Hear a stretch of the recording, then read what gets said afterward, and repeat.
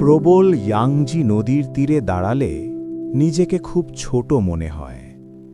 হাজার হাজার বছর ধরে এই নদী পাহাড় কেটে নিজের পথ তৈরি করেছে, আর সেই পথেই গড়ে উঠেছে চীনের অন্যতম সুন্দর প্রাকৃতিক বিস্ময় থ্রি গর্জেস।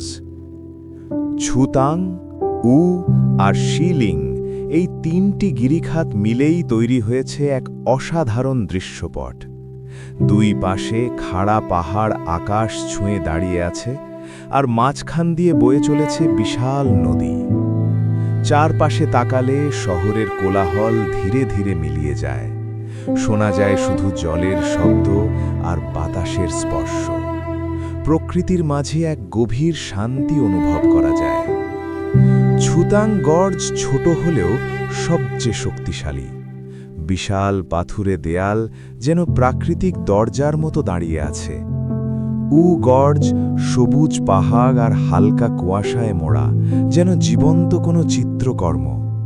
আর শিলিং গর্জে দেখা যায় নদীর তীরে ছোট গ্রাম, পাহাড় আর মানুষের শান্ত জীবনযাত্রা।